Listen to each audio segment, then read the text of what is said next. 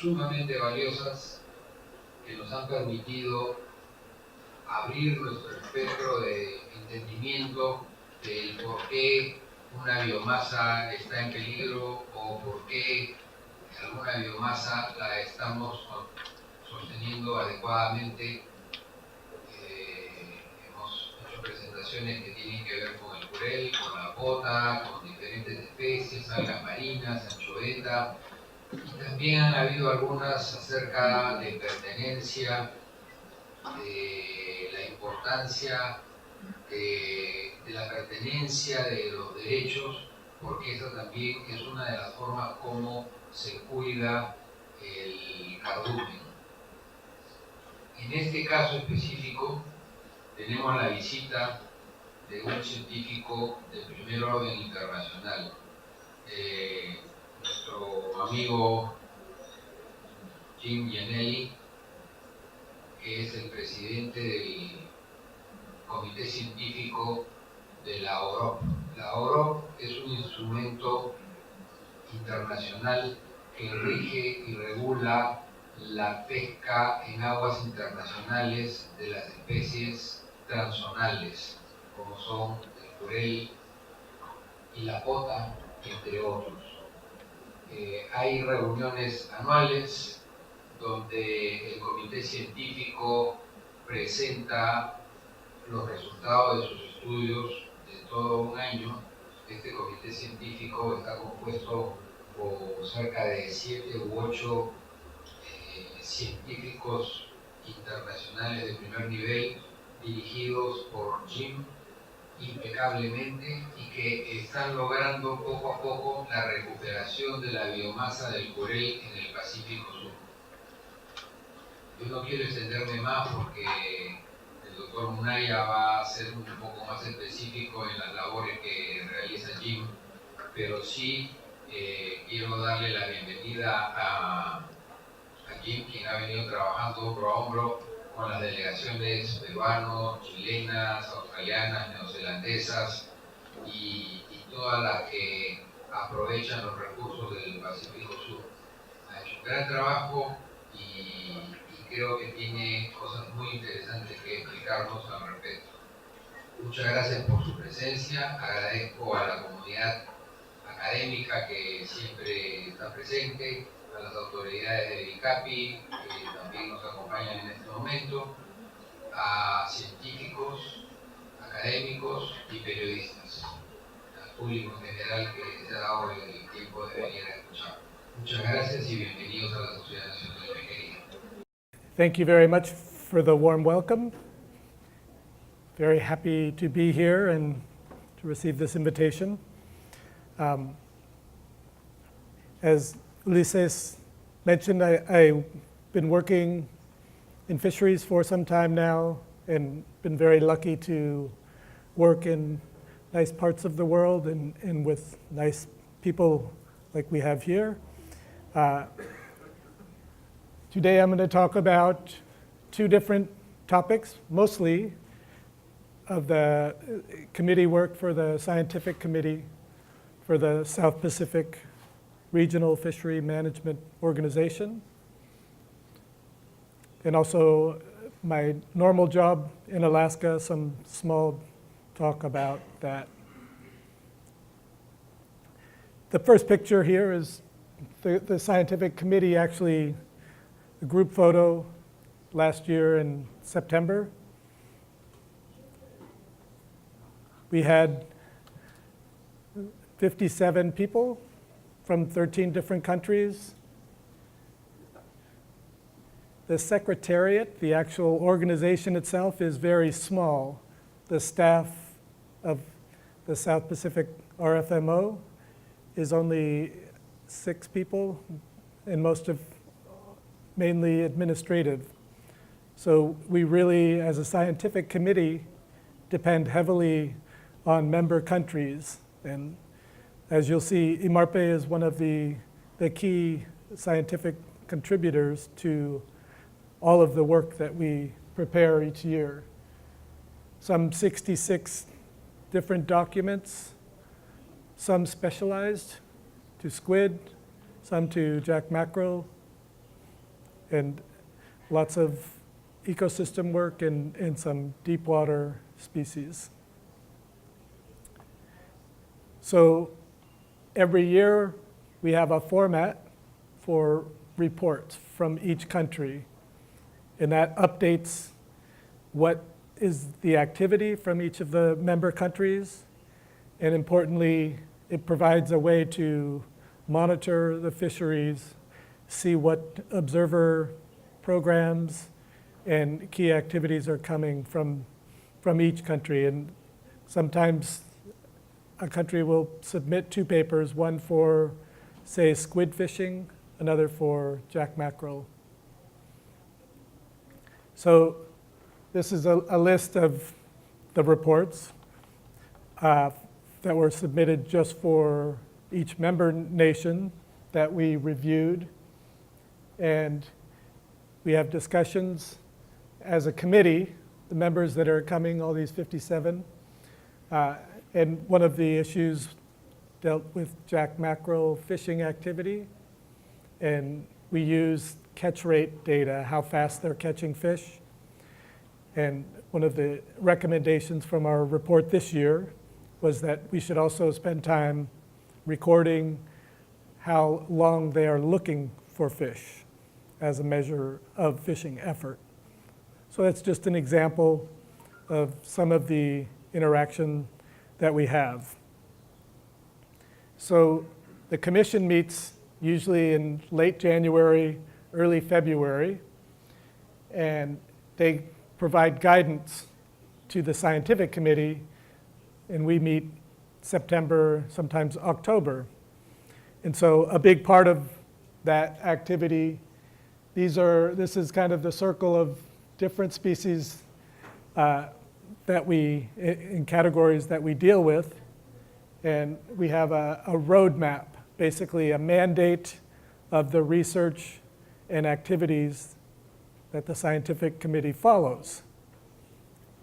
The fundamental part of that work is to evaluate the assessments of each of the fishery resources and then provide advice based on the scientific assessments. And then check on the ecosystem and the impact of fishing on those ecosystems. And most interesting is promoting cooperation in research and whatever other scientific advice the commission asks of us.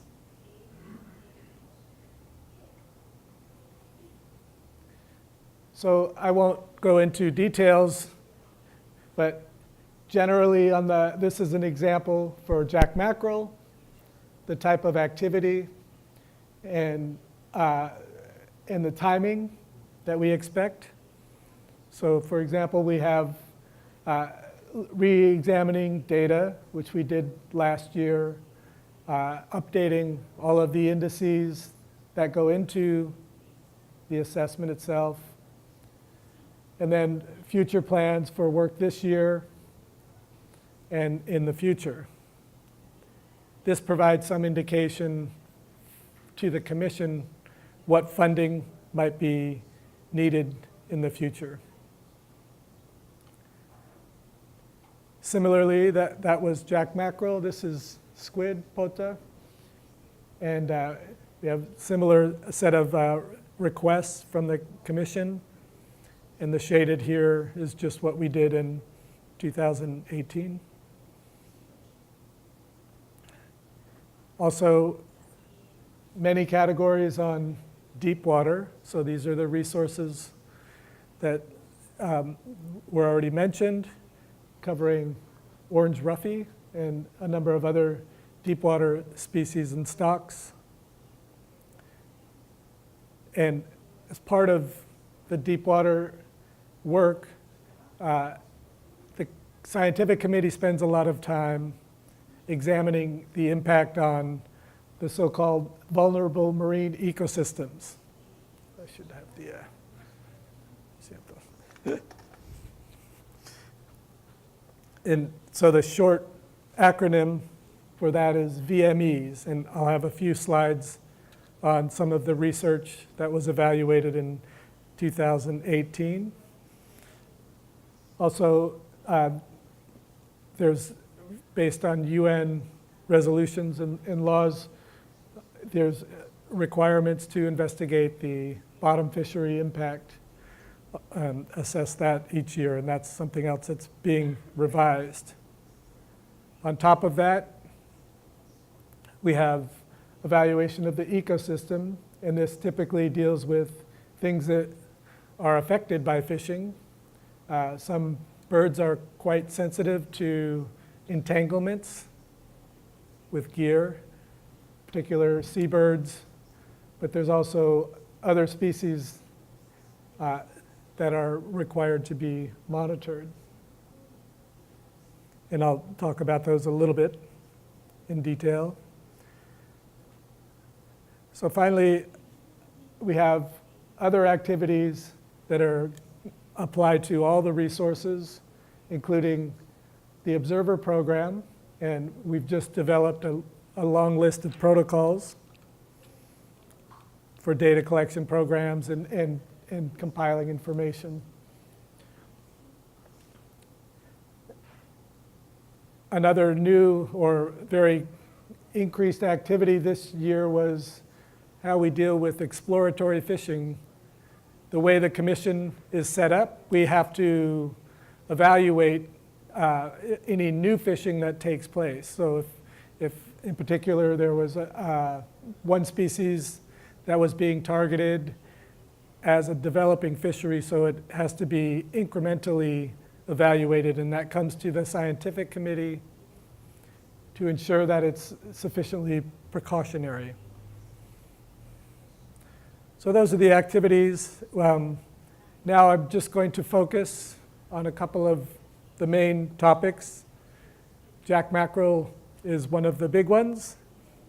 And just to give you some indication of the timeline, we actually were in Lima back in 2010 for developing the assessment model that would be agreed to be used by the commission.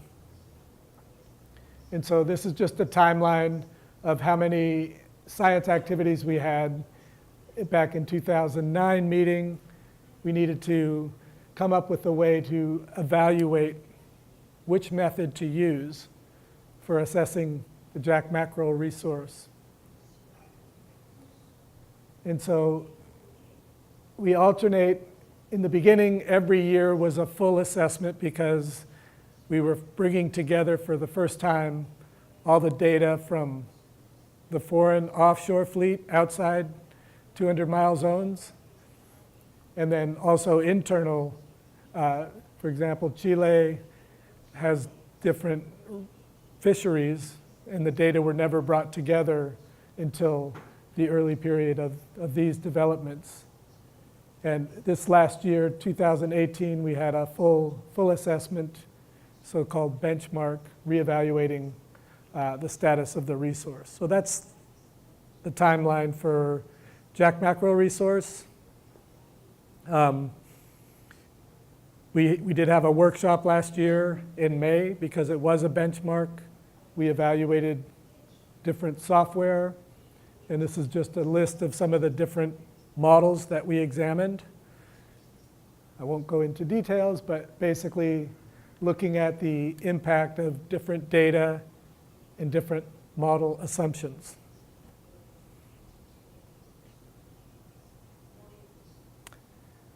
I will spend a little bit of time to give you a flavor of what is in the Jack mackerel assessment. So this is a table in our document, and basically we have 4 different fleets.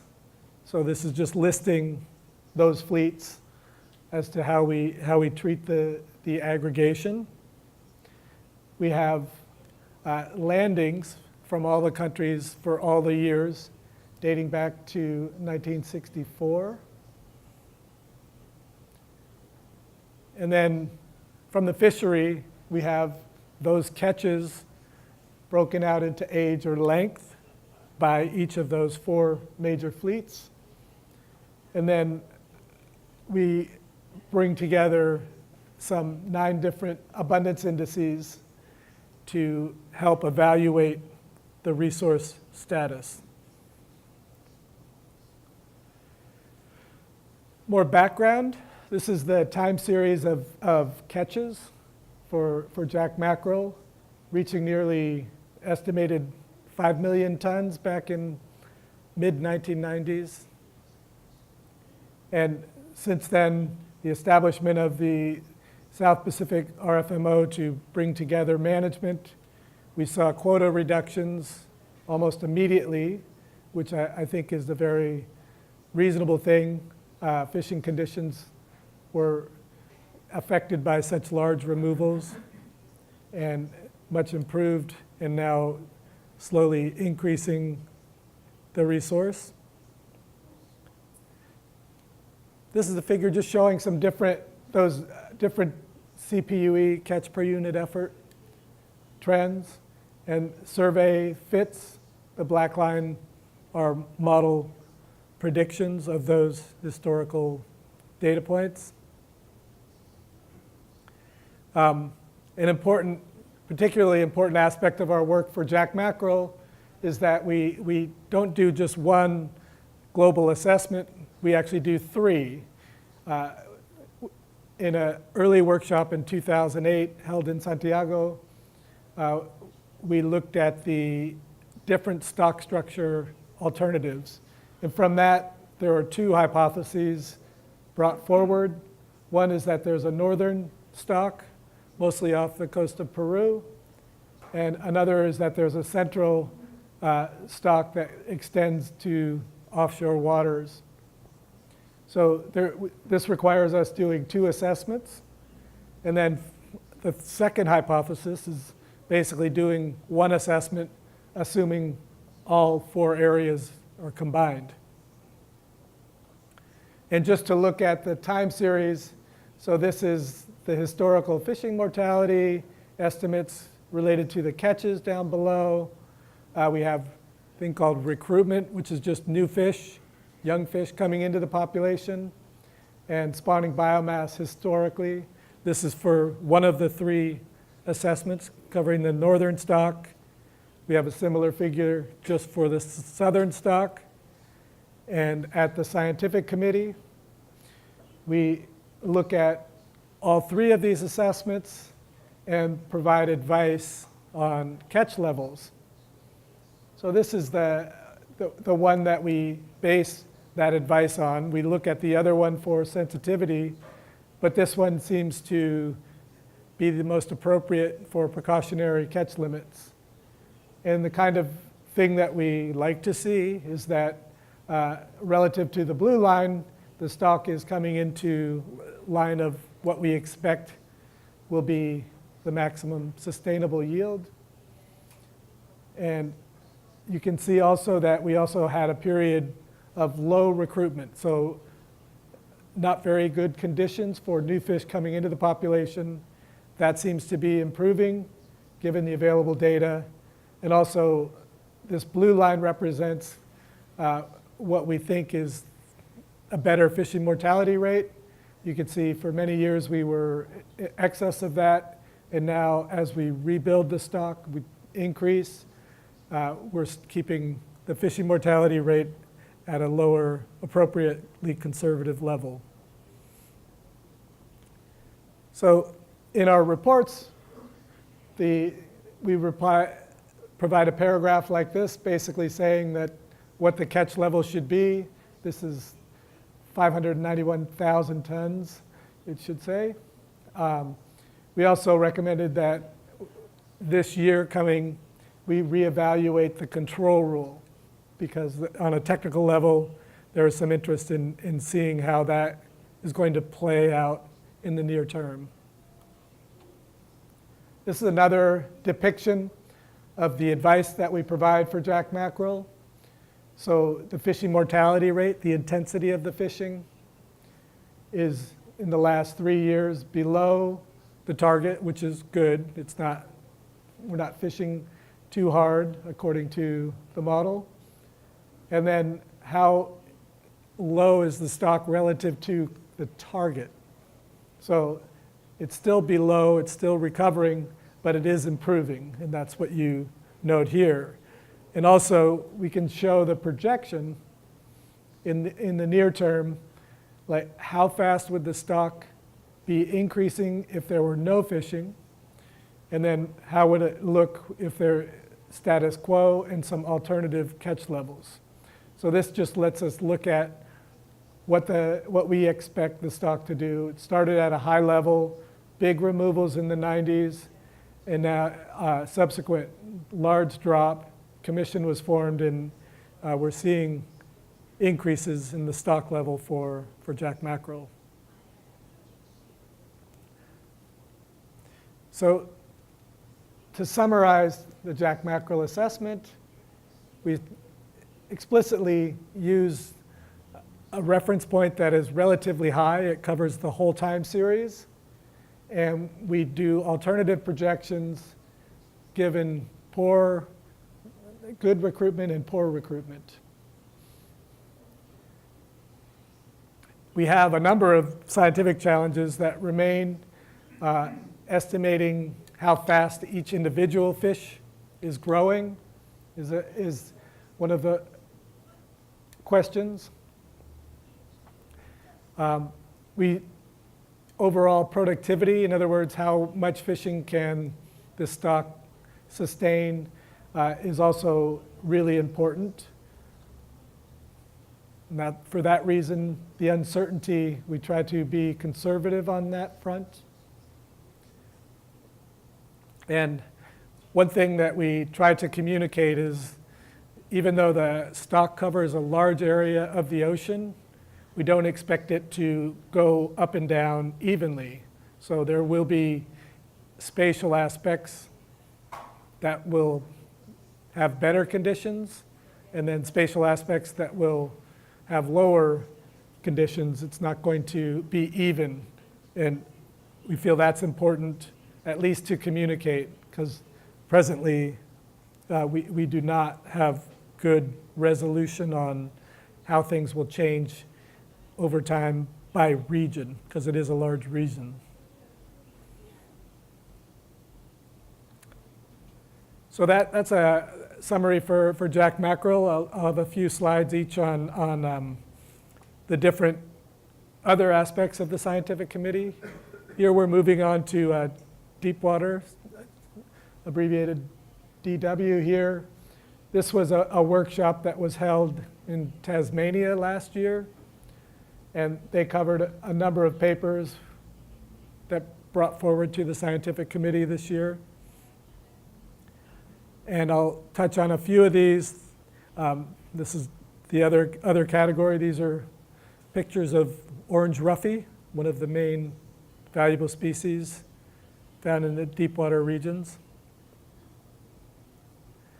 But there's also issues related to all the other species. Orange roughy is probably the most important, and there's been some developments of assessments.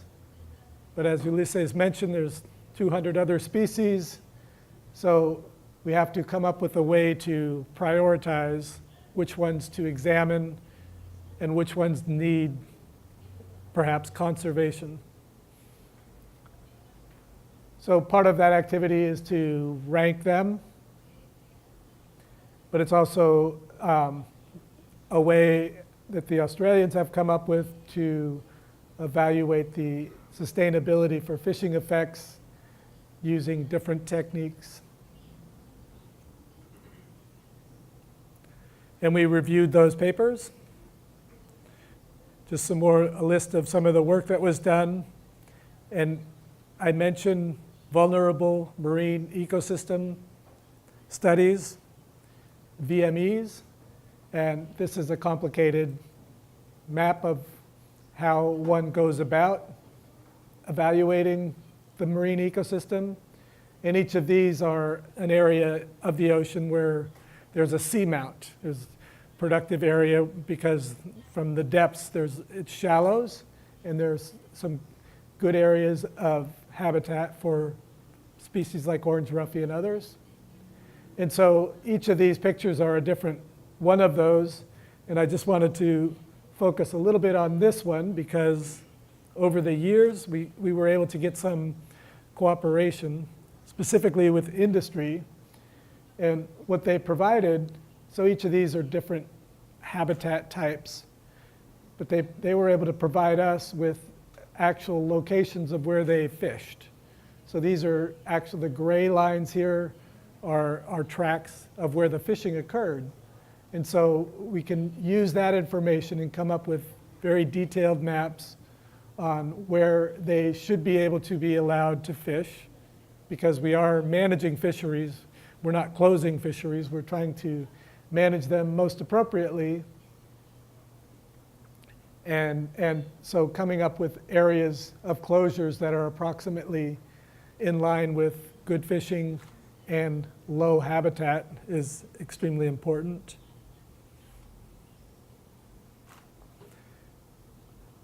Another topic is the impact of bottom fishing. And we are expected to revise the assessment standard. It's basically looking at how much fishing data should be collected, and that will be presented this year in October. Finally, moving to squid assessments. This is a topic that's also grown in interest over the years. You may know that squid are relatively short-lived species. Their populations can change very quickly between one year to the next, and it makes a special challenge for doing assessments and coming up with things like a recommendation for catch levels. So to deal with this, we need to set up a program for monitoring these fisheries. And one of the papers that was presented this year came from IMARPE, very detailed volume, looking at all of the resources and what types of information can be collected. This report detailed squid surveys that were done in this region. And on the other side, we had research papers that were looking at assessment methods within Peru, but also outside waters and in waters off Chile for squid. These are jumbo flying squid, or pota.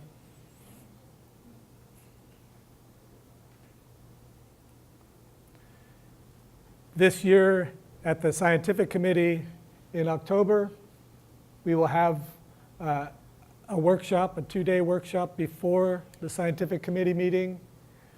And that will be convened by our Chinese colleagues, in addition to Peruvian scientists. And some of that work will entail looking at the genetics, how many stocks are aggregated in different parts, just to check. And also exchanging data. One of the big challenges with the squid resource is actually compiling actual catch statistics over time. And that has improved in recent years.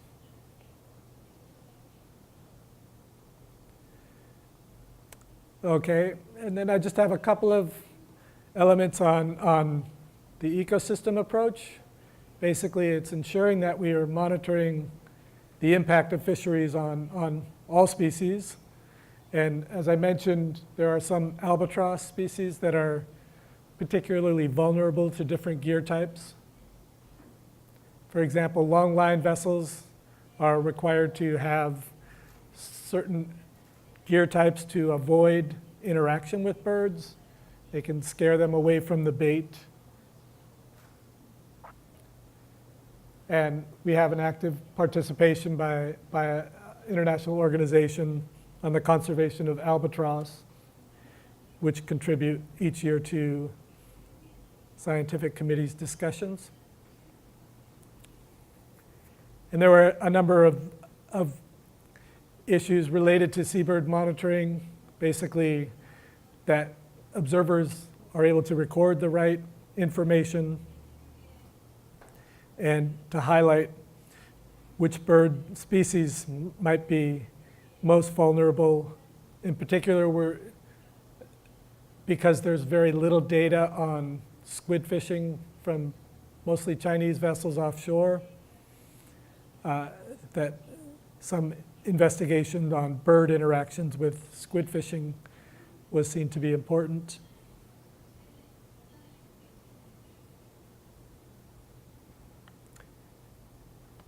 We also established a working group on habitat monitoring, and this initially was focused and conducted by Francois Gerlato with Jack Mackerel as the first case study. Happy to have Mariano Gutierrez, I said that right? Here, he's agreed to take over for Francois and will be convening a group which he informs me is only has 15 members, but it's a good start. And they will be doing, the first activity for this year will be at a acoustics work group meeting to be held in Ireland in April, so quite soon. And the scientific committee is supporting that work and trying to encourage member scientists to attend.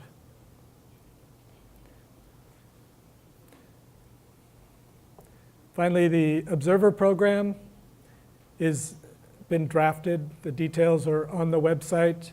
Some changes are available, and it is an annual discussion. As you may know, the squid boats in particular can be quite small that the Chinese use, and the ability to deploy observers on those vessels can be difficult.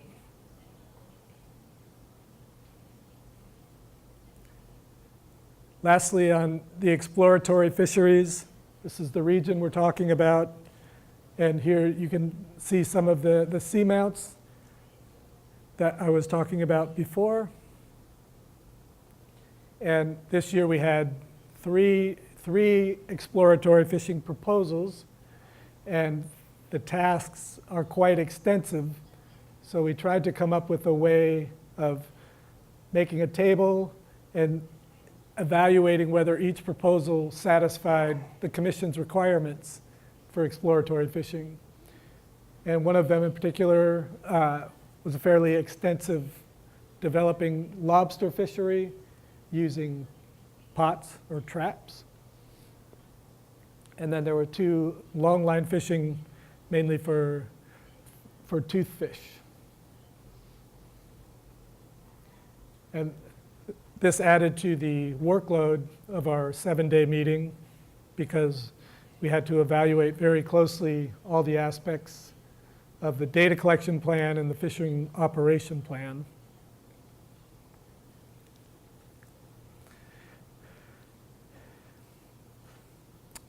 So we, as I mentioned, had lots of work, and some of it included actually designing the sampling plan, which ended up being too much this year, but that'll be revised. So that wraps up my South Pacific Scientific Committee activities. Since I have the opportunity in an audience, I thought I would talk a little bit about where I actually work and the species I work on. Seattle's off the map. We're down here. That's where I live. But all of the species I work with in fisheries are in the north, with the largest being in the Bering Sea for Alaska pollock.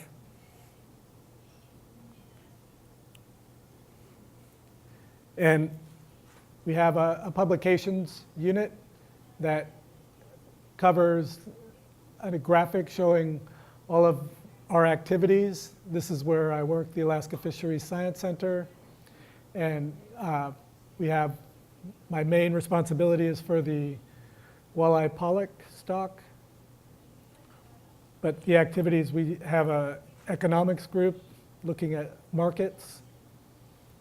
We also spend over 3,600 days at sea surveying this large region, over 3 million square kilometers. And just to wrap that up, I think for observers, we have over 41,000 days of people being on a boat that's commercial fishing. So it's a lot, and it's over half of all the observing that takes place. Anyway, you can look at these in more detail.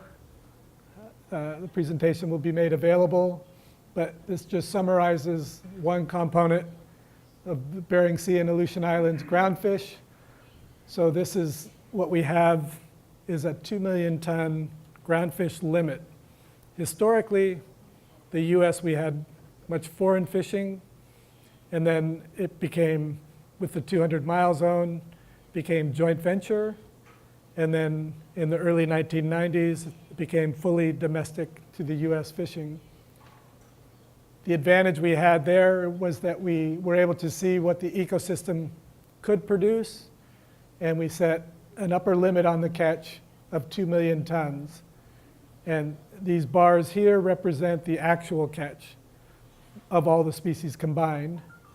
And you can see in some years, we actually dropped well below the 2 million tons. This was a period of poor recruitment for Alaska pollock. And on the top here are just some other figures for what the biological catch limit is, and then what the overfishing level would be. So in Alaska, we're quite conservative overall between the difference between what's biologically acceptable and what the actual catch is in practice. And so thank you for your attention. If you have any questions, I'd be happy to answer.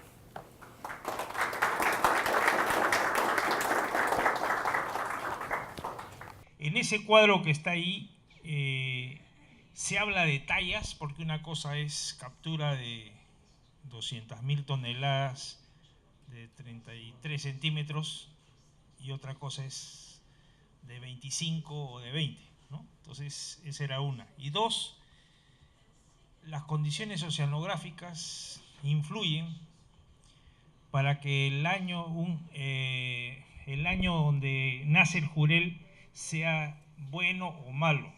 Por ejemplo, el 2010, 2011, que apareció jurel acá y se pescó 270.000 toneladas de jurel de 3-4 años.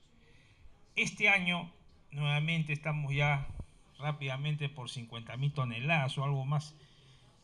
Entonces y nos sorprende a veces, ¿no? Entonces, y las condiciones oceanográficas ahora se pueden seguir en alta mar con los Argo buoys. Entonces, mi pregunta es, ¿eso lo consideran cuando, porque una cosa es lo que capture y otra cosa es lo que hay, ¿no? Que forme cardúmenes y que haya biomasa. Entonces, le comento esto porque alguna vez salimos más de 200 millas y tiramos red de arrastre y en todo sitio capturamos jurel, pero en poca cantidad, pero había. Estoy hablando del año 94, ¿no? I think relative to the environmental work and the expansion and contraction, studies done both in Chile and here in Imarpe have shown that the habitat certainly does change for jack mackerel. They prefer certain temperatures, certain conditions, and we also have a situation where the habitat can be perfect, but there's no fish. So the influx of jack mackerel to these areas depends on the source, the spawning, and where they come from. As far as the catch being increased this year, I think it's over 60,000 tons this year, and in recent years it's been very low in Peruvian waters. This could be related to the changing conditions. It's a weaker El Nino now, I understand. But also, we did have some indication from the offshore fleet, that some young fish were seen offshore, and they actually moved north and came closer to the shore from there. So we don't understand very well or the pathways that can inhabit different regions. The hypotheses on the stock structure that Ulises was asking about is the reason we have 3 different assessments. It brings more uncertainty into the picture. The extent that exchange occurs each year is poorly determined. And relative to the size of the fish, we do try to take that into account. That is something that from each of the fisheries, we have data provided that say what size fish they're taking. And if most of the catch is very small fish, that will affect the recommendation, because the recommendation is based on reproduction. And if you're catching small fish too much, you aren't letting enough escape to reproduce. And therefore, the quota will be lower, everything else considered. So in that sense, we do try to take that into account. Para esa labor hay un componente fundamental que son las mediciones directas. Nosotros tenemos la esperanza de que los barcos de pesca que operan en el alta mar utilicen las mismas capacidades que emplean la flota chilena y peruana, ¿no? Que ya rutinariamente colectan datos y los analizan, y eso va a ser una contribución para el grupo. Creo que Perú hace un poco más que Chile, pero ambos países están en un buen camino. Me refiero al uso de los barcos de pesca. La pregunta concreta es, Jim, ¿cuál es tu opinión sobre la factibilidad de que estos barcos, de estas flotas, por ejemplo la flota china, la flota de la Unión Europea, pueda desarrollar la misma capacidad de colección de datos y de análisis que aquí estamos intentando desarrollar? Yo no digo que las cosas sean perfectas, nos faltan muchas cosas por mejorar, pero creo que el componente más importante que estamos midiendo ahora es el alimento de estos peces o de estos calamares. Ese es uno de los temas que vamos a llevar en el grupo, porque como mencionó el doctor Icochea, el jurel a veces está muy disperso y no lo podemos medir. Pero felizmente las presas del jurel no se mueven mucho y sí va a ser más fácil medirlas. Entonces reitero mi consulta, ¿no? ¿Cuál es la factibilidad de que estas flotas puedan contribuir de la misma manera? Thank you. It's interesting. I'll take 2 parts. One on the feeding of jack mackerel. What are they eating and what are the squid eating? To my knowledge, those would be national programs that we haven't seen too much about at the scientific committee in terms of the diet, where they are in the trophic level, and how that's changed. We have seen a lot of presentations and work on coordinating commercial vessels that are collecting acoustics data, for example. That's very promising. Even in Alaska, we have a similar program set where we're using commercial fishing boats who are on the ground all the time and very inexpensively collecting data that we can use for scientific basis if we do it properly.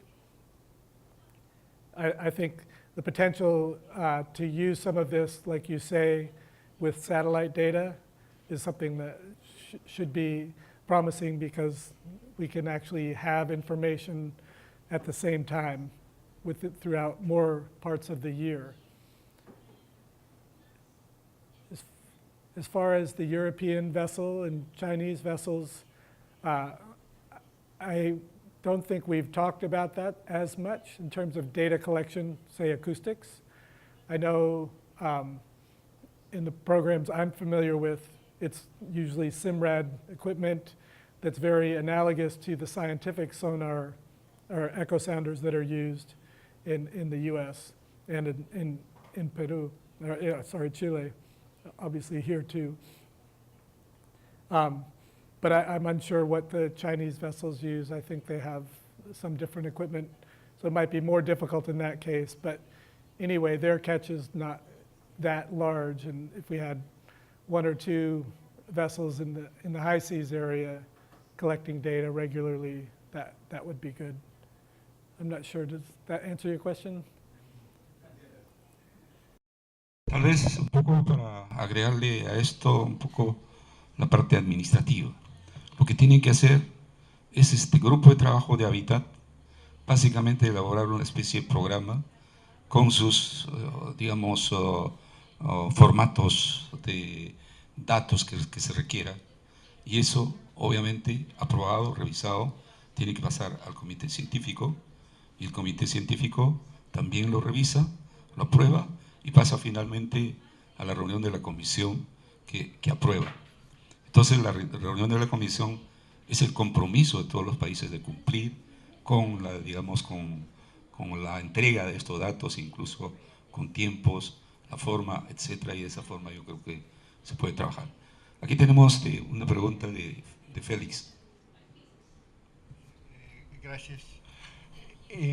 Sobre la cuestión de Juel, ustedes muestran en la diapositiva que solicitó el doctor Munaya, se aprecia una data a partir de 1970. Quisiera saber si el comité científico tiene algún tipo de información antes de 1970. Por otro lado, en esa misma gráfica, en esa misma diapositiva, se distingue la pesca de jurel en el norte de Chile y en el sur de Chile. Obviamente en el sur de Chile es mayor, ¿no?, la biomasa y las capturas, obviamente. Pero se observa un recrecimiento, una disminución de las capturas en el norte de Chile mayores que en el sur. En ambas ha disminuido, no preocupantemente, ¿no? Pero en el norte ha disminuido aún más, ¿no? Si tiene alguna información a qué se debe esta situación, ¿no? Y por último, sobre la pota.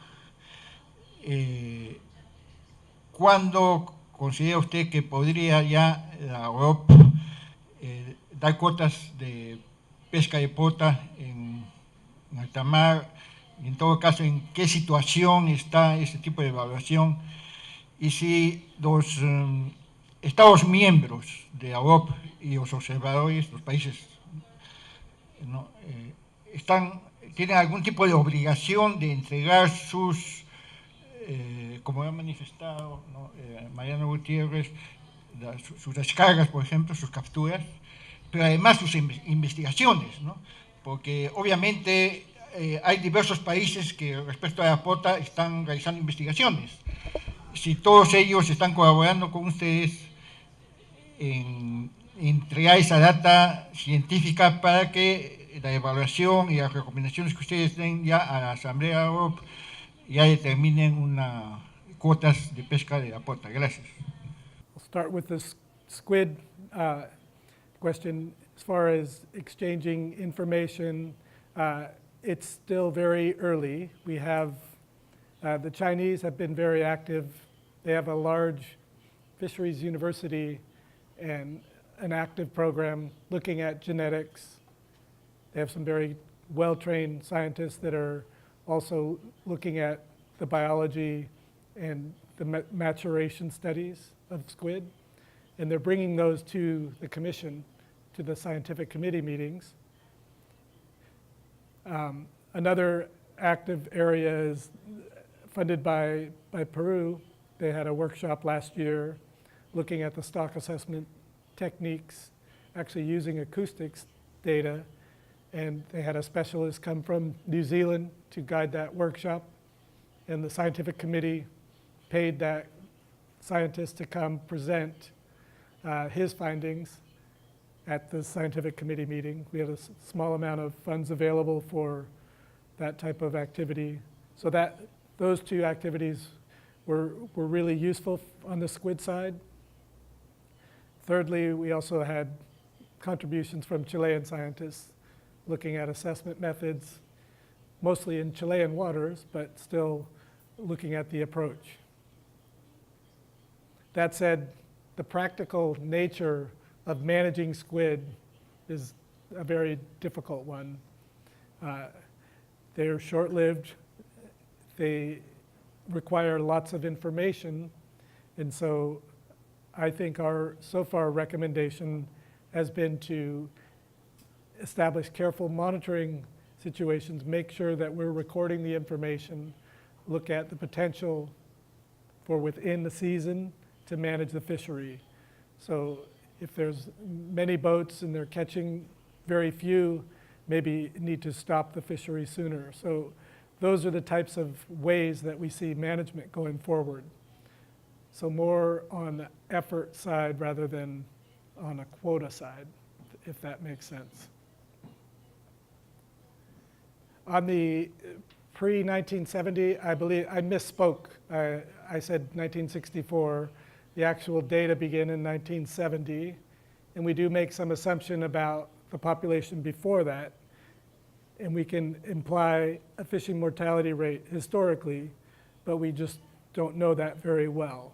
So just the other information we have kind of historically is that the Soviet Union fishing boats developed the offshore fishery, I think during the 70s. I don't remember exactly when, but they had lots of activity early on developing the offshore part of the jack mackerel fishery. So definitely there's some latitude for fishing to have taken place in the way we treat it in the assessment model. So it's not like it's unfished. It's just not well known. There's not data available prior to 1970. Regarding what happened in the north, I assume you mean northern part of Chile, that it dropped more. And I think the Peruvian zone is also subject to more variability just in general because the highest concentrations of jack mackerel are further south. One fishery effect in the north is that the Chilean law changed during that period to have a minimum size. So while it's not perfect, the minimum size is 26 centimeters for jack mackerel in the northern part of Chile. So that also could have had an effect. Additionally, there was probably environmental factors that changed the relative distribution or abundance between these regions. Mucho de la investigación científica se basa en las descargas que están reportando, ¿no? Entonces, yo tengo una duda porque los últimos 10 años hemos visto el esfuerzo pesquero reducido, hay menos barcos, hay menos punto para descargar. Entonces, mi preocupación si esto no llevaba a subestimar la biomasa por menos esfuerzo pesquero y si en los modelos o en la determinación de cuotas se tomaba otra metodología para compensar esta posible subestimación de la biomasa.